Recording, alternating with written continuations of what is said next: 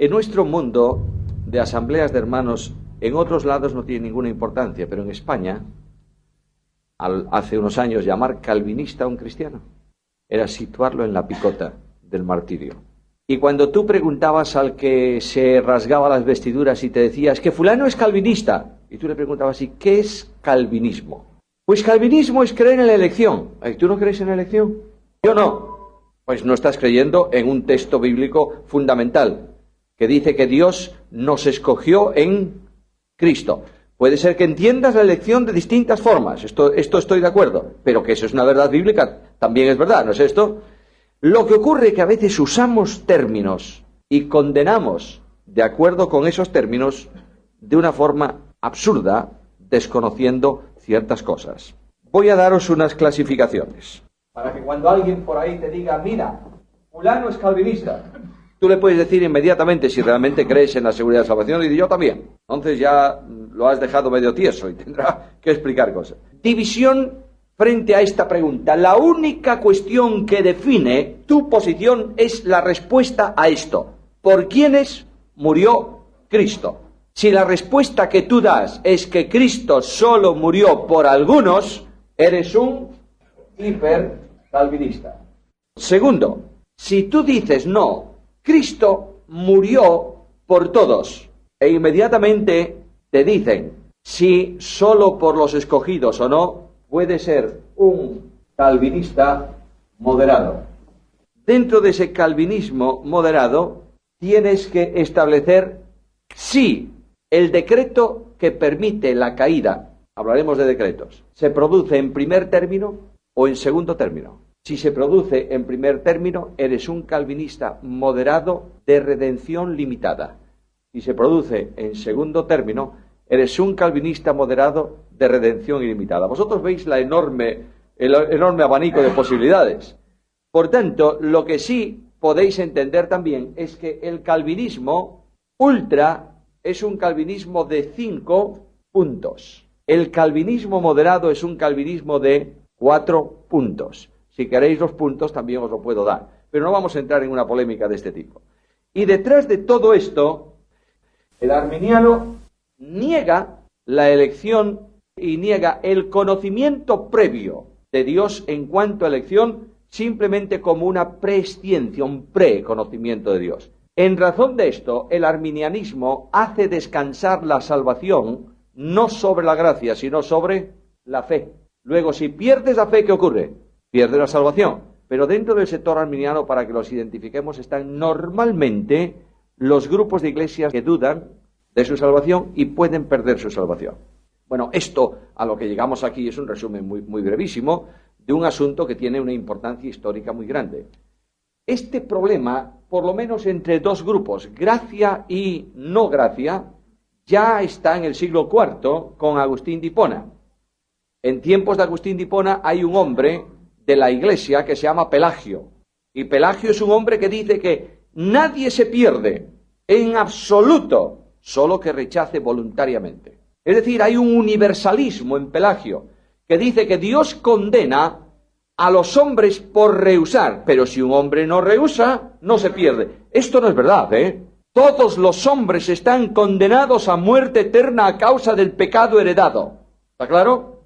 Solo el que cree tiene vida eterna. El que rehúsa creer no verá la vida.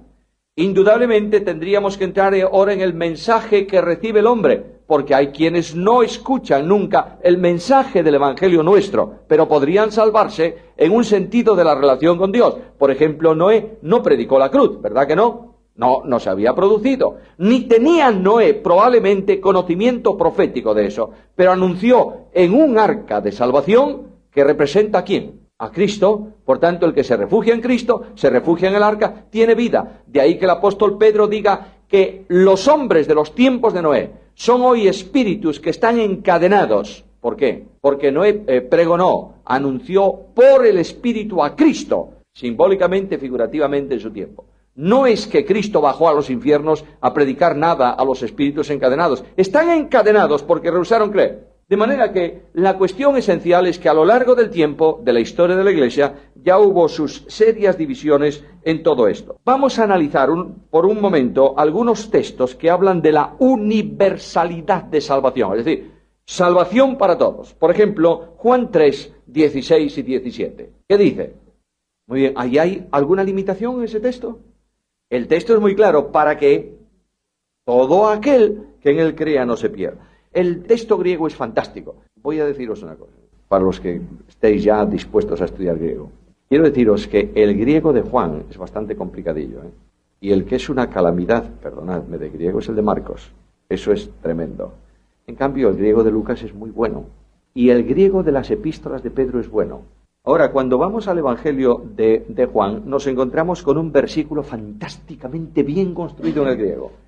Y dice literalmente, de tal modo amó Dios al mundo, tanto, énfasis, tanto, que el Hijo unigénito dio, para que todo el que cree en Él no perezca, sino que tenga, o sea, vida eterna. ¿Os dais cuenta?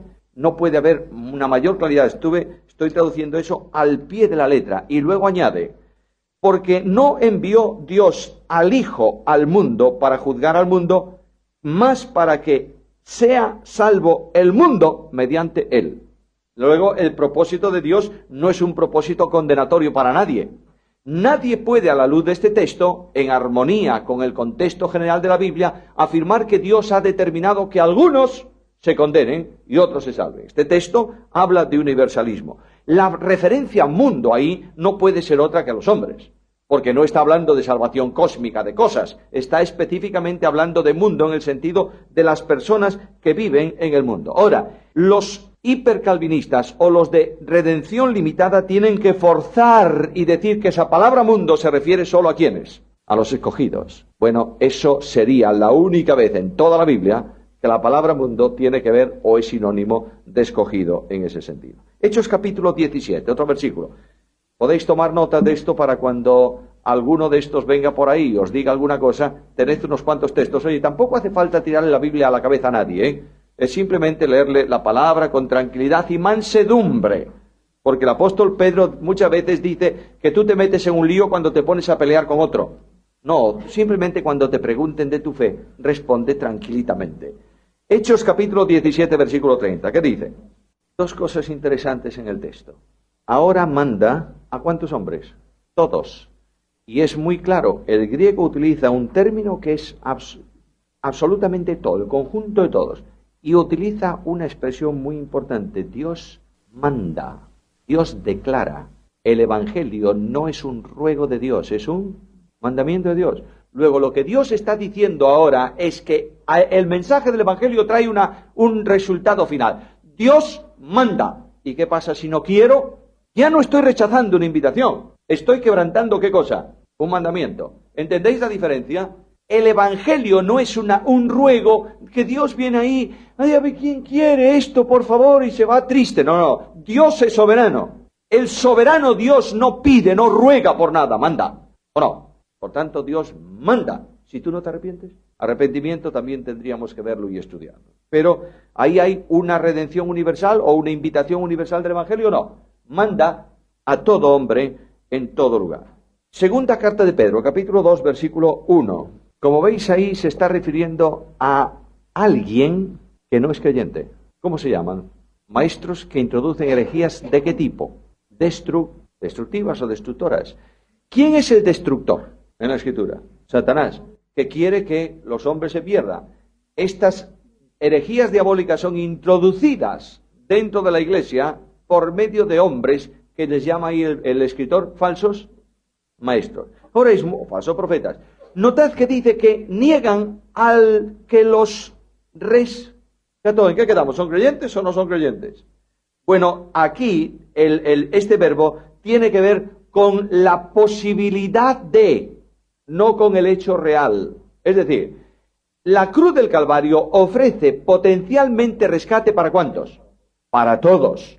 Luego, estos, si creyeran, podrían gozar de la realidad de la redención o no. Sí podrían. no quieren, introducen herejías destructoras y tienen un doble delito. Están negando, rehusando, pisoteando la obra que Cristo realizó para ellos potencialmente. Otro texto. 1 Timoteo capítulo 2, versículos 4 y 6. Muy bien, ahí está diciendo el apóstol Pablo que Dios quiere. Ahora, ese querer de Dios no es un designio de Dios, es una voluntad afectiva de Dios. Si Dios quisiera, en el sentido de deseo, de designio personal, ¿los hombres se perderían? Cuando Dios dijo sea la luz, ¿fue la luz o no? Bueno, entonces el deseo de designio se cumple siempre. El deseo de voluntad depende de la relación. Es decir, Dios ofrece salvación a todos. Él no quiere que ninguno de los hombres, ¿qué? Bueno, este texto es vital para negar la enseñanza de que Dios escogió de antemano a algunos para condenación. No puede ser un sistema de confrontación en el pensamiento y en la voluntad de Dios. No puede ser. De manera que Pablo dice, Dios no quiere que nadie se pierda. No lo quiere. De manera que no pudo haber escogido de antemano a algunos para que se pierdan. ¿Está claro? Bueno, podríamos ir con muchos más textos de esto, pero uno más, a ver. Capítulo 4 de 1 Timoteo, versículo 10. Ese es interesante, ese texto, por un adverbio que hay. A ver. Bueno, ahí tenéis una cosa muy interesante. Dice que el Salvador, el Dios vivo, que es Jesucristo, es el Salvador de ¿cuántos hombres? ¿Puede salvar a todos? Sí. Pero especialmente, ahí está un adverbio muy interesante, ¿es el Salvador de quién? De los creyentes. Ahora llegaremos a lo que significa salvación potencial y salvación virtual. De manera que Dios ha hecho provisión de salvación ¿para cuántos? Para todos. La justicia de Dios lo exige, ¿sabes? Porque Dios va a condenar eternamente a los que no creen. De manera que Dios, si no hizo provisión suficiente de gracia salvadora y de méritos en Cristo para la salvación de los hombres, entonces la invitación universal del Evangelio, dejádmelo decir con mucho respeto, es una burla de parte de Dios. Si Dios dice, venid a mí todos, y yo no puedo, porque ya estoy condenado de antemano, ¿qué es eso? Dios mismo se estaría, en cierta manera, perdonad la expresión, lo digo con mucho respeto, reverencia, se estaría burlando de los hombres. Bueno, hay muchos más textos, Hebreos, Primera de Juan, Mateo 28, 28. Mateo 20, no 28. 20, 28. A ver, ahí tengo un problema, ¿eh? Bueno, si dio su vida en rescate por muchos, luego no dio su vida en rescate por todos. Claro. Dios ha hecho provisión suficiente de precio para rescatar ¿a cuántos? A todos. Ahora, el rescate real solo es para los que creen. Murió universalmente por todos y eficazmente solo por muchos, es decir, por los que creen. Bueno, cuando analizamos la redención limitada, hay que basarse solamente en textos de este tipo. ¿A qué conclusión tenemos que llegar? Tenemos que hacernos una pregunta. Redención en vinculación con sustitución. Si hemos hablado de que la obra de la cruz no solo es una obra a favor de, sino en lugar de, yo tengo que preguntarme ¿a quién sustituye Cristo en la cruz? Hay una idea sumamente extraña que se está introduciendo penosamente en algunas iglesias evangélicas, por lo menos suena, de una redención universal. Esto lo dicen enfáticamente, ¿eh? No hay nadie que se pierda a no ser que rechace. Es decir, todos son salvos. Y como todos son salvos, solamente se apartan de la salvación aquellos que dicen no quiero. Esto es una absoluta barbaridad. La salvación es potencialmente universal, pero no es para todos, porque Cristo mismo dijo algo contundente. El que cree en el Hijo tiene, pero el que rehúsa creer, ¿qué pasa? No verá la vida. Luego, si no verá la vida, ¿en qué sentido está? ¿En qué posición está ese que no verá la vida? ¿De condenación o no? Por tanto, no todos están salvos, todos estamos condenados. Y de esa condenación salimos a salvación por medio de la fe en Jesucristo.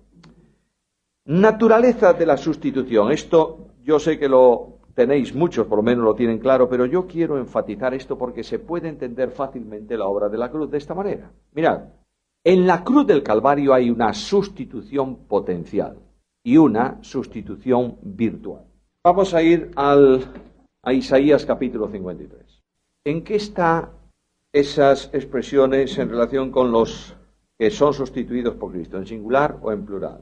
Ciertamente llevó Él nuestras, plural, enfermedades, sufrió nuestros, plural, dolores.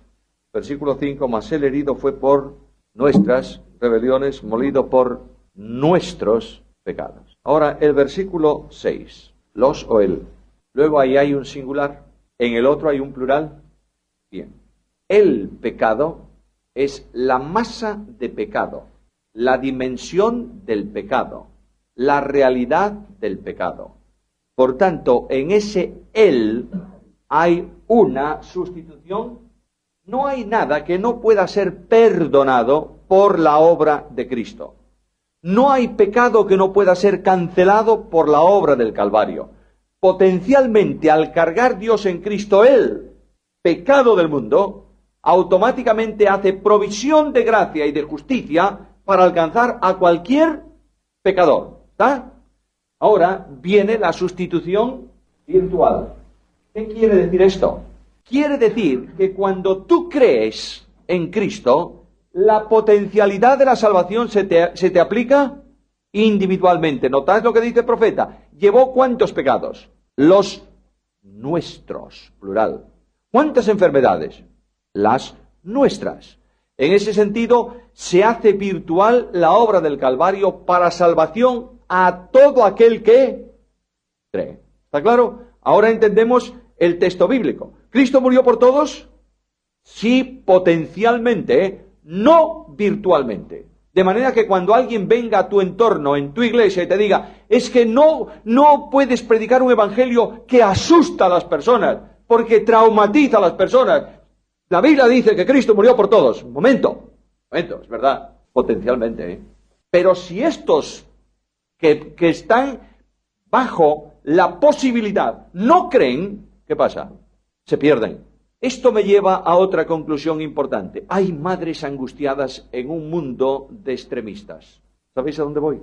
Viene una madre con un niño recién nacido y acude a uno de estos teólogos, entre comillas, de línea herodiana, y le dice, mira, ¿y este niñito mío, si la iglesia es arrebatada, él qué? ¿Qué pasa con él? Respuesta, la Biblia dice que solo se salvan quienes, por tanto el niño ¿a dónde va? Al infierno. ¿Y la madre cómo queda? Y esa madre va a su casa y dice, Señor, retrasa por lo menos 6 años la venida tuya. No. Y ahí tienes a una pobre madre colgada, angustiada y termina desquiciada. La Biblia dice que se pierde el que rehúsa creer. Estoy hablando de un contexto en donde el mensaje del Evangelio se proclama, Después hay otro contexto donde el mensaje del Evangelio no se proclama, pero entre nosotros. Cuando Dios cargó en Cristo el pecado, cargó en Cristo la potencialidad absoluta de todo el pecado, ¿no es esto? Bien, un niño tiene en sí, un niño sin uso de razón, ya cuando sabe lo que hace es otra cosa. Sin uso de razón, un niño tiene solamente un elemento de pecado. ¿Cuál es? El de herencia. Nosotros hemos sido formados en maldad y hemos sido concebidos en pecado. Por tanto, ¿qué pecado traemos nosotros al mundo? ¿De acción o de recepción? De recepción. Nuestros padres pecaron y nos introdujeron la genética del pecado, ¿verdad? Pero cuando Cristo murió en la cruz del Calvario, ¿murió por cuántos? ¿Por algunos o por todos? Por todos. Luego, ese castigo, ese pecado de herencia es trasladado a Cristo para que Dios pueda acercarse al pecador con un mensaje de salvación. Si no, no podría hacerlo. Cuando Adán pecó en el huerto de Edén, ¿qué hizo Dios con Adán? ¿Lo puso fuera o no? Y puso simbólicamente un impedimento para que Adán volviese al árbol de vida. Esto todo es un enorme simbolismo. De manera que lo que dice Dios es, ningún pecador puede venir a mí, ni yo puedo estar en comunión con un pecador. Luego vamos a arreglar el problema del pecado. Esta es la cuestión de la Biblia. Y Dios resuelve ese asunto. De modo que no aplica Dios los beneficios de la salvación al niño. Porque si no, cuando el niño tiene uso de razón, ¿qué perdería? ¿No me estáis siguiendo? ¿Me estáis siguiendo o no? Es decir, si Dios aplicase los beneficios al niño al principio, ese niño ya no podría perderse. No aplica los beneficios, pero potencialmente lo incluye en ellos. De modo que si ese niño muere sin haber rehusado, ¿qué pasa? El pecado heredado ha sido pagado por Cristo, ¿no es así? No olvidéis que Cristo dijo, dejad que los niños, porque de los tales es el reino. Es verdad que no por ser niño es salvo, pero nosotros los padres y los abuelos y los tíos y los ministros en la iglesia y los ancianos de la congregación debieran enfrentar cuanto antes a un niño pequeño con esa realidad. En cuanto el niño es capaz de entender al Pato Donald, es capaz de entender cualquier cosa sencillita, ¿verdad? Un niño en tu casa enseguida sabe cuándo puede tirar un plato al suelo y cuándo no. No tiene mucho equilibrio emocional, pero tiene ya discernimiento suficiente, ¿no es esto? Cuanto antes enfrenta al niño con la realidad de Cristo. Y si el niño no rechaza, el niño cree. Por eso hay tanto interés en tanta relación de Cristo con los niños. Y por eso dice Cristo, dejad que, ¿quiénes? Los niños. Un paréntesis aquí, la iglesia de Cristo no tiene sentido común en relación con los niños. Porque todo cuanto hace la iglesia es siempre ¿para quién? Para mayores. Obligamos a los pobrecitos a estar en nuestras reuniones que no entienden nada. Bueno, a veces tampoco entendemos nosotros. Y ahí está el niño agarrado por el cuello, en un banco. Y después otra cosa, y luego otra cosa, y a última hora del día el pobre... El domingo para un niño es un calvario. ¿Por qué no ponemos a esos niños en algún lugar y les hablamos de quién? De Cristo, sencillitamente, ¿o no? Y si tú preguntas a un niño delante del Señor, ¿tú entiendes que eres un pecador? Y él te dice sí, y le preguntas, ¿por qué eres pecador?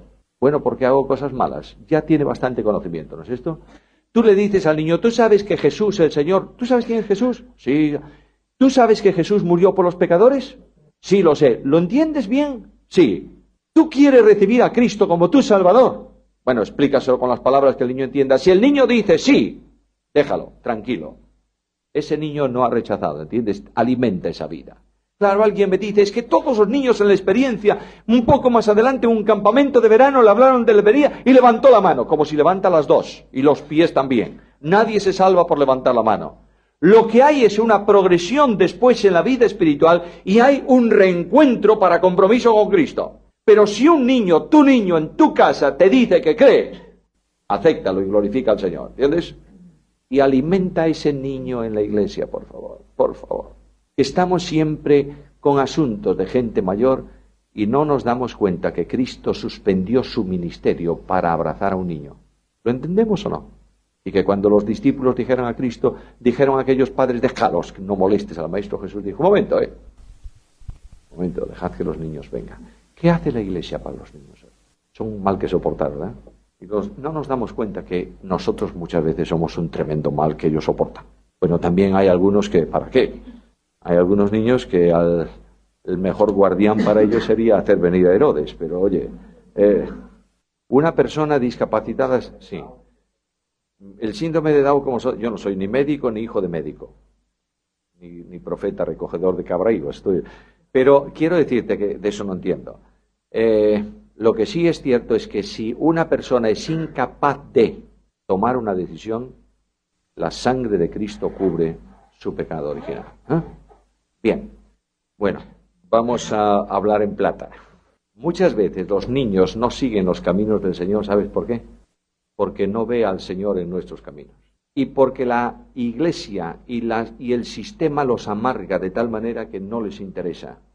Yo no dudo de la conversión de esa persona, porque normalmente esa gente, cuando ya son mayores, de alguna forma vuelven al Señor. Por otro lado, la relación que tiene un hombre que ha estado, una mujer, una persona que ha estado en el pecado tremendo y es convertido, es una relación con Dios distinta a la que tiene un niño que a los 6 años se convierte, ¿verdad? Luego va pasando el tiempo y el mundo atrae a ese niño y las circunstancias que lo rodean también.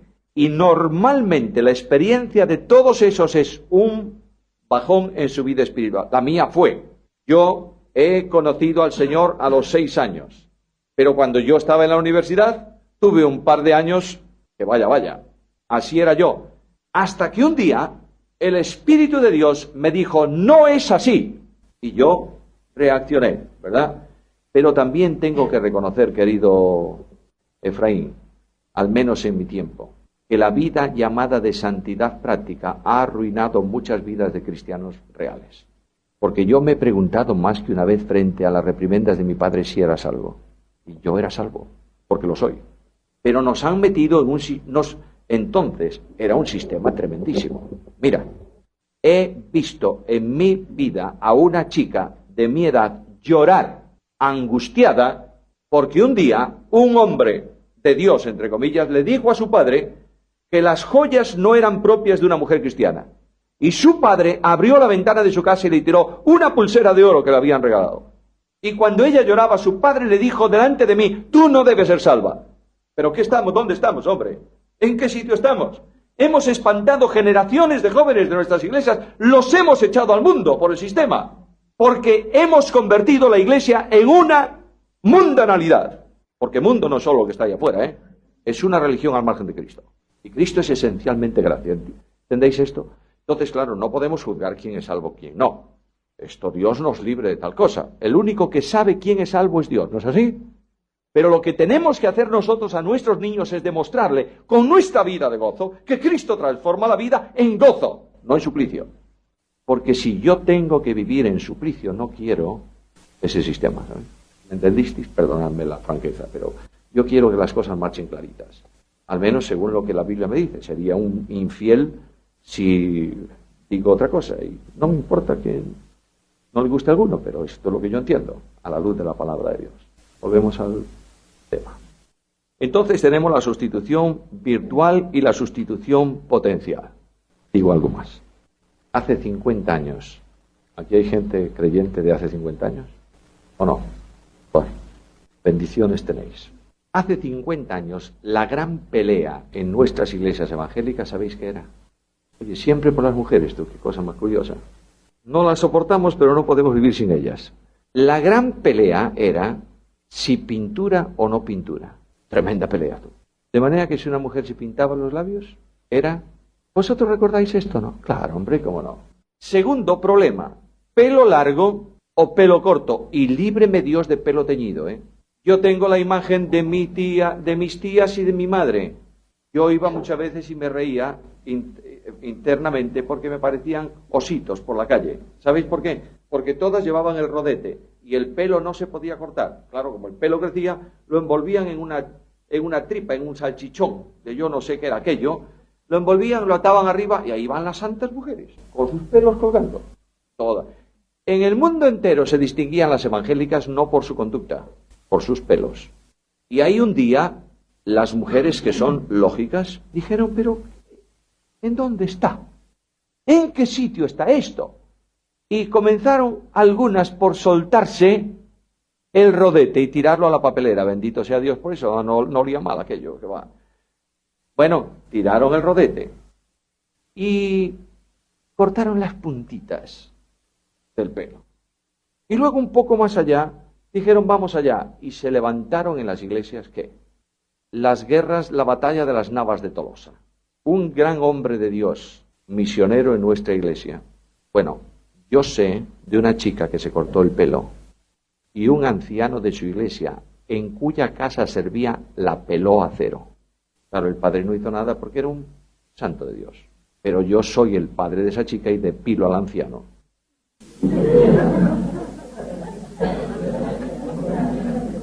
Como Nehemías. Bueno, uno de estos hombres de Dios de nuestra iglesia, misionero en nuestra iglesia, Edmundo Woodford, menciono su nombre, predicaba en una conferencia en Marín. Ayer algunos fueron a Marín, ¿no? ¿A la iglesia? A ver, qué buenos sois. Bien. Al culto no.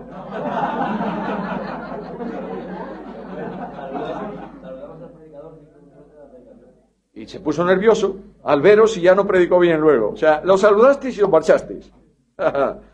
Por eso llegasteis tarde ayer. Yo ya me imaginaba que el culto duró demasiado en Marín, pero va. Bien. Esa iglesia de Marín era, digamos, la catedral evangélica de Galicia.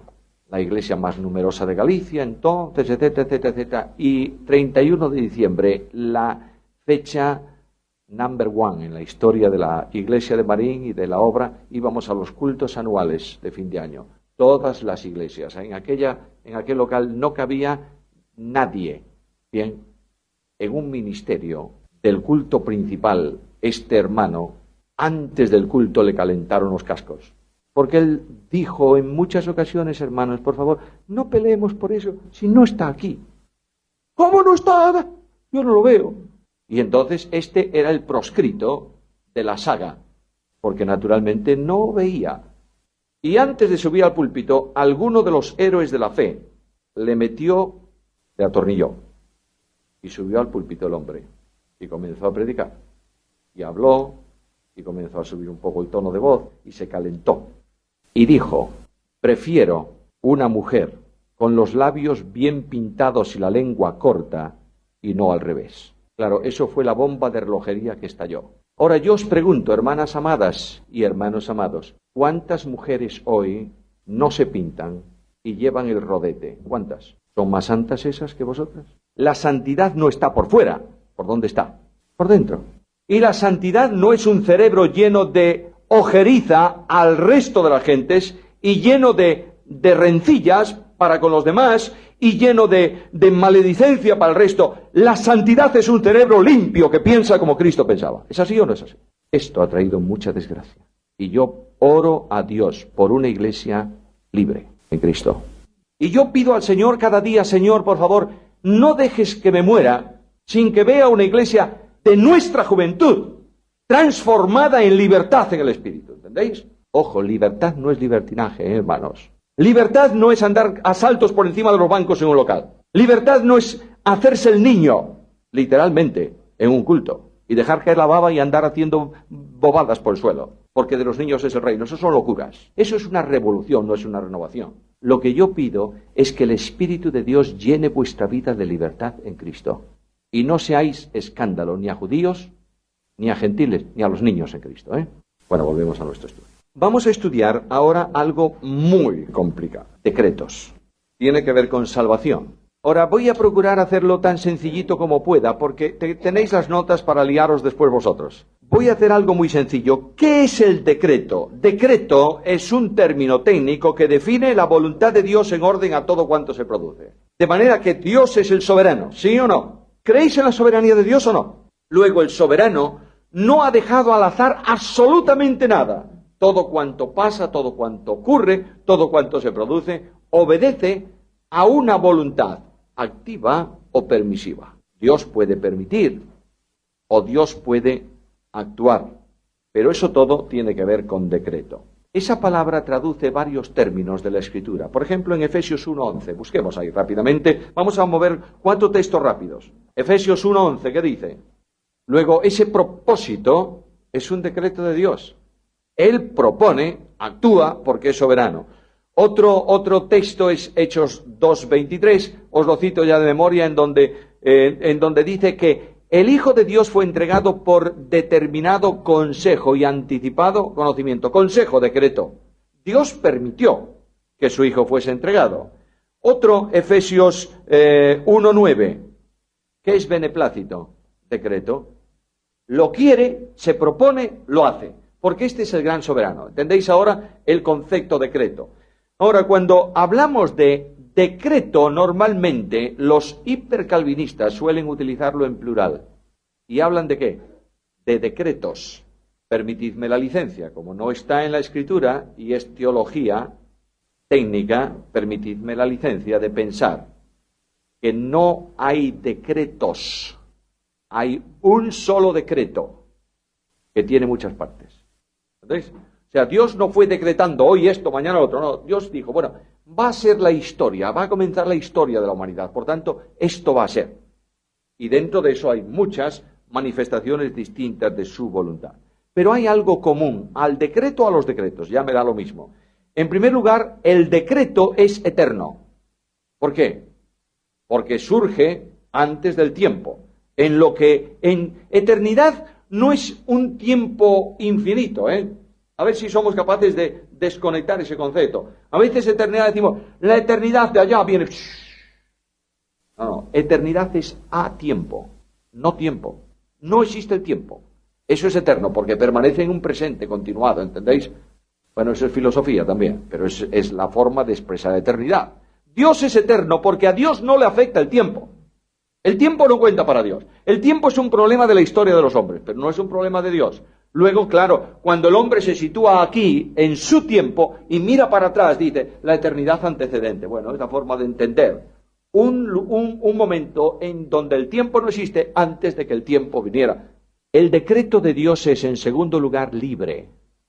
¿Quién condiciona la voluntad de Dios? Nadie. Primero, no solo no la condiciona nadie, es que nadie existía cuando Dios estableció el decreto.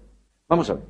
Algunos humanistas de nuestros días dicen que Dios salvó al hombre porque el hombre cayó en el pecado. No es cierto, no es verdad. Dios salvó al hombre porque determinó salvarlo antes de que el hombre existiera o no. Tercera condición del decreto. El decreto de Dios es sabio porque expresa ¿qué cosa? Su sabiduría infinita. A mí me sorprende mucho cuando algunos quieren discutir sobre lo que Dios hace. Pero ¿quién es el necio del hombre para discutir con el Dios sabio? ¿Dios es sabio o no? Por tanto, callemos la boca delante de las actuaciones de Dios. Él es sabio. Además, el decreto es incondicional, es decir, no se sujeta a determinantes que lo condicionan. Es incondicional, no tiene condiciones. Dios dice, muy bien, se va a realizar. Ahora, yo quiero que distingáis, por favor, entre dos aspectos del decreto de Dios. El decreto permisivo. Decreto permisivo es cuando Dios permite. Claro, Dios podría evitarlo, pero no lo evita. Entonces es un decreto permisivo. Dios permite al hombre pecar, pero quiere que peque. ¿Es la voluntad de Dios que peque? ¿El deseo de Dios que peque? No. Pero Dios en su decreto dice, serán pecadores y pecarán. Dejémoslo. Decreto permisivo. Ahora, hay un decreto volitivo de Dios. Ese decreto volitivo es el que expresa la voluntad de Dios determinada. Dios dice, sea la luz, ¿y qué ocurre? Nadie puede resistir su voluntad. Mirad, la acción de la soberanía de Dios se manifiesta en la vida de Jesús. Cuando Jesús se acercó a la tumba de Lázaro, ¿qué dijo? Lázaro, ven fuera. ¿Y el que estaba dentro? ¿Dónde apareció? Fuera. ¿Por qué? Porque es la voluntad de Dios, ¿o no? Y nadie, Daniel dice, ¿quién se opone a tu voluntad? Nadie. Ni en el cielo ni en la tierra.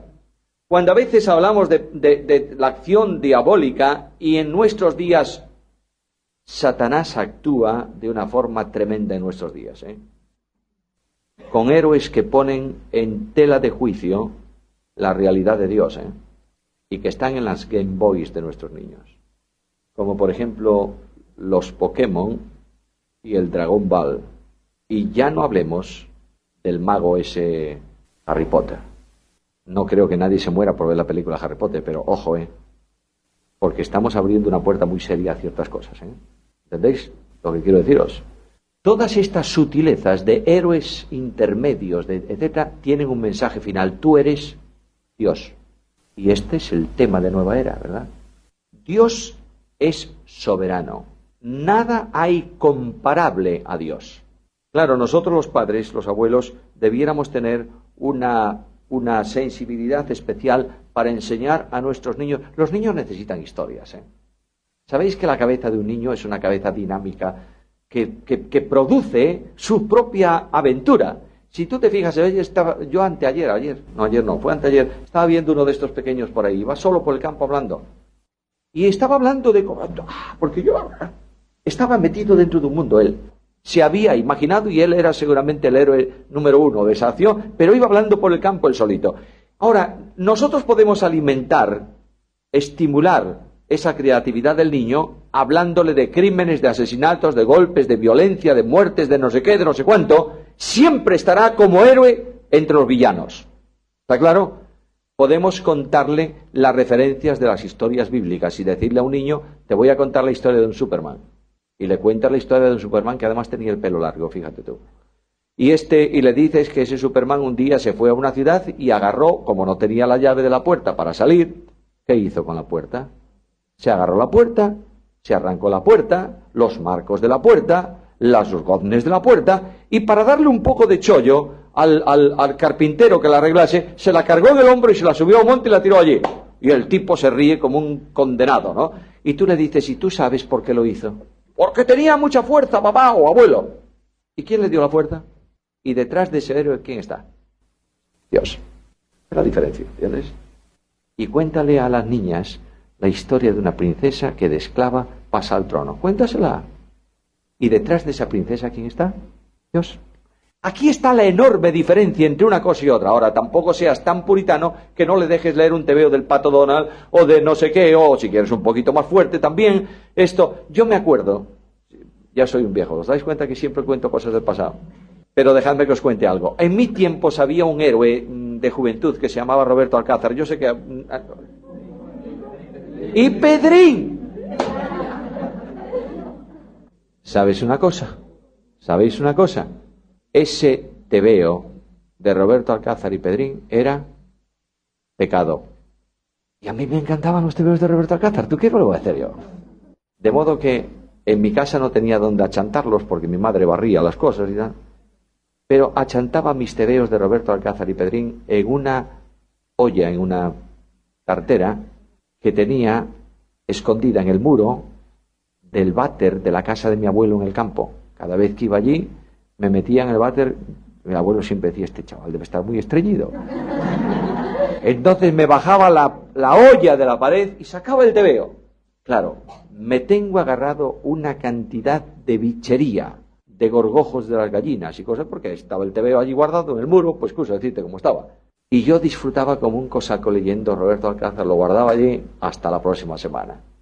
No prohíbas esas lecturas a tus hijos. Tus hijos no son burbujas aisladas del mundo. Déjale, pero contrólalo, ¿entiendes? Supervísalo. Y sobre todo, que el niño entienda que su padre y su madre disfrutan con la lectura de la palabra de Dios. Pero, por favor, sé un poco sensato también. No se te ocurra que la santidad de tu hogar es el culto familiar a las 6 de la mañana cuando tú te vas para el trabajo y levantas a toda la familia, los pones en el comedor y les da porciones. Pobre del hijo, dice, esto es una barbaridad. Y con razón.